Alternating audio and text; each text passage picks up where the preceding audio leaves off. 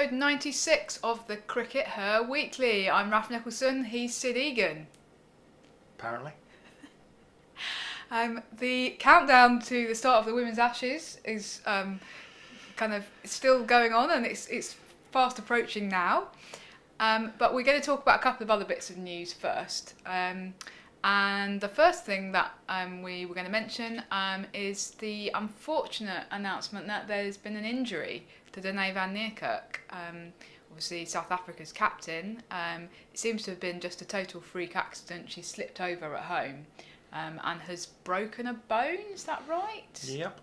So she's going to be out of the World Cup, and it's really disappointing, obviously, because World Cups, 50 over World Cups only come around every 4 years normally. It will have been 5 years since the last one, and it's a bit of a blow for South Africa, Sid. Yeah, it is certainly, and it's obviously very disappointing for her. She posted to social media, saying that she was heartbroken because, it's like one of those things that because it only comes around, every 4 years or 5 years in this case, you feel your whole career leads up to this. Yeah. And there's for the players outside of England and Australia who obviously have the Ashes, for everybody else, there's nothing like a World Cup, and it's the thing that they all focus on and that they're all desperate to be part of. From South Africa's perspective, I think it is a bit of a blow. Obviously, you lose a key all-rounder, but on the other hand, they went to India at the beginning of last year and they won without her. They still have lots of good players. They're very much sort of team. You're not reliant on the same players every time, and I think that they can still definitely go to New Zealand and challenge for that World Cup. I don't think it rules them out of challenging by any stretch, but you lose a key all-rounder. Obviously, you're not going to be able to replace her as a kind of heavyweight player in both the batting and bowling departments. So a challenge for the selectors. I would imagine that Sunny Lewis will pick up the captaincy again. She captained them when they were in India when Dane wasn't playing last year. Laura Wolfhard captained one game, I think, when Sunny was out. But apart from that, you'd expect her to pick up the captaincy. She's done that plenty of times before. She's obviously got some backup from a lot of very experienced players in there. Obviously people like Cappy that are going to be having their own leadership roles as well. Mm-hmm. So. I think that South Africa's still in a great position to really challenge for that World Cup. Good. Okay. And second bit of news, or something that is happening this week. It's not just the Women's Ashes starting this week. It is the Commonwealth Games qualifying tournament being hosted in Malaysia. So they're one of the 5 teams competing, and the others are Sri Lanka, Bangladesh, Kenya, and Scotland. Cue bagpipes playing in the background. So that's going to be an interesting one, and I believe that we will actually be able to watch the games. There's going to be an ICC live stream. So that's really good news. We have actually had a press release from the ICC today about it. So that's a ratio of approximately 1 to 100 of press releases about the Commonwealth Games qualifier versus the men's under-19 World Cup now. Yeah, we just seem to be getting about 3 press releases today about the men's under-19 World Cup, which good for them doing their jobs there. Yeah, great. Let's see if we get 3 press releases a day when it comes to the Women's Under-19 World Cup once that's played in about 2030. Yeah. Anyway, obviously, we're supporting Scotland, aren't we, Sid? We will be. What are their chances, do you think, in that lineup of 5? Oh, gosh, they're not... They're definitely underdogs, aren't they? Yeah. We've got 2, much higher ranked teams. The kind of Bangladesh situation is interesting. Yeah. Their selectors marched out in front of the media today and proudly shot themselves in the foot, or not today, earlier in the week, proudly shot themselves in the foot. They've excluded probably their best player, Jahanara. Some odd goings on in the camp, but isn't it? From reading what's been said about it, she was almost treating the national team like an episode of Survivor, where you have to collude with some people against everybody else, and it was all a bit odd. But she's basically been accused of being very cliquey and promoting cliques. And so they've decided they're going to leave her behind. They must be pretty confident. I mean, they've made it pretty clear that it's only for this tournament that that she'll be back. As soon as. because they don't want to do without her. No. But it will be rather embarrassing if because they're going to miss her, definitely. Of course they are. So that gives others an opportunity, I think. Definitely. But I still think that for Scotland to realistically, what do we think they probably need to realistically beat both Bangladesh and Sri Lanka? To guarantee qualification, yeah, that's what they have to do. Otherwise, if they beat one and then the other one beats the other one, then they could end up in a could end up as a race. sort of round robin race where they could potentially get through. I can't see them beating both. It's just like it'll be a huge ask. On the other hand, they've got some world class players, and if everything goes right for them, they can pile on some runs, take some wickets. It's 2020 cricket, anything can happen. So I'm looking forward to watching them, and fingers crossed for the Wildcats. Yeah, absolutely. We're right behind them. It would be so great to see them at Birmingham, and I know that that have would be awesome. a really huge groundswell of support come down, assuming spectators are allowed, which we hope they will be. So that would be really great. So let's see. Okay, are we going to talk about the Women's Ashes, Sid? On to the main topic of the week. Well, yeah, it seems to be looming large on the horizon, as I've said. And my first preview in The Observer, the Guardian, The Observer, has just been published this morning. Available now in all good news agents? Well, it's available online. For free. For free, so... No, do go and buy The Guardian Absolutely. And The Observer. Yes, you've put me off my stride here, Sid. Sorry, Raf. Basically, in the piece, I say that I think that it's the toughest ask of Heather Knight's career to try and win the Ashes Down Under, and I think there are three main reasons why it's going to be very difficult for England. Okay. Following on from Heather Knight's press conference on Friday, in which she talked quite openly about some of the difficulties that England have faced. She was probably a bit more upbeat than I was in my preview, but that's kind of her role as the England captain, is to talk the talk. Let's see if they actually can walk the walk. But basically, three reasons why it's going to be really difficult for England. Firstly, it's always really difficult to try and win the Ashes for an England team down under. How many times have they ever won the Ashes Down Under, Raf? It's only ever been achieved 3 times. One of those times was the first ever international cricket in 1934-35, when the Australian team had literally never played together before, and most of them had never met each other. They met each other for the first time on the eve of the first test, so it's just an unimaginable situation. The second time was in 2008, when Isha Guha took all those wickets, and it was a one-off test match. So obviously that was a really exciting achievement, but a one-off test match is a bit different to being tested across all 3 formats. And the third time, the most recent, was in 2014, when England won the test at Perth and then won the series, and that was one of the first points-based multi-format series, and that was under Charlotte Edwards. And I was there. It was brilliant. It was really exciting, but it is one of those things that is very, very, very difficult to achieve. I think the second point, and how I kind of expressed it in the piece, is that COVID is sort of breathing down their necks. And obviously this applies to both sides, but I think for England in particular, they've got quite a limited pool of players out there to actually choose from. If COVID kind of ravages the Australia camp and then potentially the Australia A camp, they've got an entire country of players that they can call up, basically. Obviously it might be difficult with some of the interstate travel and things like that, but they have got more resources at their disposal. England have taken a fairly small A squad, and the hope was that there would be able to be more movement between the two, but I think that it's going to be quite a challenge for them. And if they are having to kind of bring in random players at the last minute, then that's obviously tough. So I think that COVID is a factor. And the third point, and this is kind of relating to COVID, is about the warm-ups. The warm-up and the kind of build-up to the series has been very imperfect from an England perspective. Now, it's not been great from an Australian perspective in the sense of some of the WNCL fixtures have been cancelled, and they're also dealing with some kind of limits on their behaviour and their activities kind of outside of the bubble. But from an England perspective, everyone's been isolated since Christmas at home before getting on the flight. So they haven't been able to train together as a squad, even indoors at Loughborough, like they normally would. Heather Knight was talking about, them having to take throwdowns from mums and dads and things like that, and girlfriends and boyfriends kind of trying to bowl at them, and it's all very imperfect. Then they've got on the plane, and while they're on the plane, they've been told the restrictions are going to be really harsh while you're in Australia.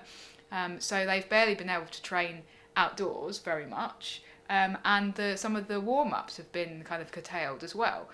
So all in all, it's been a very, very challenging build-up to the series. Heather Knight described it as not ideal. Well, that's Heather Knight speak for this is an absolute crock of shite, but I have to be a bit measured about it because that's the kind of person that she is, and that's the kind of public face that she feels that she has to present, basically. But it's really been quite terrible from a preparation perspective. So I feel quite nervous about England's prospects. What about you, Sid? It's certainly going to be tough. I was reading in The Observer this morning, available now in all good news agents. No, seriously. It's going to be tough cricket. I think their toughest challenge is going to be COVID, though, and it's going to be kind of maintaining that sort of mental health thing. We were listening to the No Balls podcast the other day, and Kate Cross is admitting that she's already basically had a mental health crisis. And they've barely been there a week, and they haven't even got to the most difficult bit yet, which is going to be the mandatory quarantine in New Zealand. Now they are, I understand, still hopeful that they can actually get around that quarantine, that the New Zealand government will kind of forgive them it, or at least kind of tone down the rules for them. I don't think that I'd be kind of. Doesn't feel very likely to me, looking at the situation in Australia and the situation in New Zealand politically, that the New Zealand government will be in a position to do that. But maybe they will. But kind of, the challenge of keeping isolated, and therefore, that affects your mental health. And touring's always been tough, right? And we've admitted for a long time that touring has been tough on people's mental health. We go back to Marcus Trescothick, and he was saying, over 10 years ago, that touring, in the modern age is just too much, and if it affects your mental health, then you step back. But this is, touring in a much more enclosed environment than the kind that he was used to dealing with. It's not just staying in hotels and eating the same breakfast every day. It's staying in hotels and not being allowed out, not being able to have, even dinner with your colleagues, having to eat on your own, having to eat in your room. All those things just like mount up, and there's only so much Netflix that you can watch. I mean, it's because that in itself becomes kind of imprisoning. There's a lack of lack of freedom, if you like. So there's no doubt that it's going to be a mentally very tough tour, and it's going to be hard for England's management to kind of keep the girls, in the right frame of mind to be playing cricket, even within the Ashes, let alone going on to the World Cup. So it's a huge challenge for them. And I think that we, as the media, have got to be understanding about those challenges and to try and, be supportive. But at the same time, we've also got to, be honest about what we're seeing cricket-wise. So it's going to be an interesting few weeks for us as well, and we'll see what kind of performances England are going to produce, because now they've been doing some warm-ups over the weekend, haven't they, Raf? It's not looking great from an England perspective. They managed to win the first warm-up against the England A team, which was I think it was meant to be 50 overs, but it was curtailed. 35 overs, I believe. And England did manage to win that, and Knight and Siver both hit half centuries. From an England A perspective, the stars, as I tweeted, were really Alice Capsey, of course. Bing! That was for Alice Capsey Bingo. Who hit, I think it was 44 off 34 balls. She top scored for the England A side. So good for her. And Lauren Bell as well, making a case for selection in that senior side. She took 3 for 35, and they were all quite big wickets, top order batters. So good for her. But then we've just heard the news this morning about the 2 T20 warm-ups that England played against England A, and England A won both. So the main England side can't even beat their own A side, let alone trying to beat Australia. And really, the obviously, scorecards, really struggling with the bat. I mean, there was one of the games, Emma Lamb and Eve Jones both hit good runs. England A put on like 140 odd, and then England main side failed to chase it. The next game, England main side just didn't get enough runs, basically, didn't put enough runs on the board, despite Danny Wyatt and Tammy Beaumont batting twice. So which they're not going to get to do in the Ashes, unfortunately. no, I don't think Meg Lanning's going to allow that. Oh, that's sad. How unreasonable of Meg Lanning. The other thing that we should say from a kind of more positive perspective was that in one of the matches Sophie Ecclestone took 7 wickets for 14 runs. So Australia needs to be watching out for Sophie Ecclestone, but even she can't pull off a miracle if the England batters fail to perform. Yeah, no, and obviously other positives. Natsu is obviously looking in good touch. Yeah. Heather Knight got a few runs as well. Yeah. And I think that we can be confident that Tammy Beaumont's going to come good. I think that we shouldn't be overly worried about Tammy. And Danny Wyatt, perhaps we should be a little bit more concerned about, because she's much more of a sort of form confidence player. But I'm guessing that she will be lining up to open the batting in the T20s. There's lots of interesting questions about these T20s and about what kind of team England are going to play. Do we think that they'll play Charlie Dean, for example? What are our thoughts on that, Raf? I think that Charlie Dean will play. I think that they see her as really part of their plans definitely for white ball cricket in both forms of white ball cricket, I think. And it was interesting actually to see. I think that Sarah Glenn was playing for the England A team rather than the main England team. So I think it's possible that that Charlie Dean has actually displaced Sarah Glenn in that bowling lineup. There was a question to Heather Knight in the press conference about the lineups, and actually it's quite difficult because she's got to think about bowlers' workloads and how does she ensure that people like Catherine Brunt and Anya Shrubsole are fit for the matches that she wants them to play. Yeah, because having condensed all the games into like 3 weeks, plus the test match, of course, which is just like a test in itself of like being in the field and those huge long days that are a real challenge. Can you really risk Catherine Brunt in the test? But then she'd probably rather play in the test than the T20s. But then the T20s are first now, so if you fall behind in the T20s because you're going, oh well, we need to rest key players, then actually that's very difficult psychologically to then come back from that if you go 4-0 down or 6-0 down or whatever. So I think it's actually a real challenge. Yeah, and I found it interesting as well that although Heather Knight said, she said, well, we know what our best bowling lineup is, but we're still going to have to juggle it, and we're not going to be able to play our best bowling lineup in every game. But it's still kind of unclear what their best bowling lineup, what they think their best bowling lineup is. Is Anya Shrubsole part of that? Yeah. Towards the end of last summer, she wasn't. She wasn't getting on the team. Yeah, she's been kind of fighting injuries, hasn't she? So that's been part of the reason that she's been kind of in and out. So do we think that she'll be playing, or do we think that Freya Davis will be playing in the 2020s? Who knows, Sid? It's going to be some interesting selections to look at. I don't think the batting's going to be anything like as interesting a selection. No. We're pretty sure what that's going to be, aren't we? Yeah.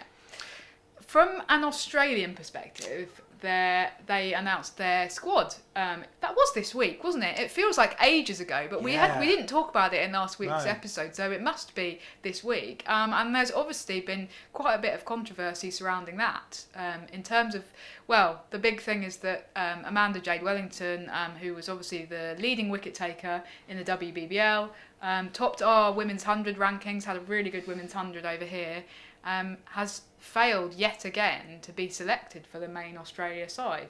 She's made it into the A side, but it's Alana King who's coming in that leg spinner role to make up for the injury absence of Georgia Wareham. So, what's going on, Sid? Well, I mean, I think first of all, you've got to say some positives about Alana King, that she had a good WBBL. Yeah.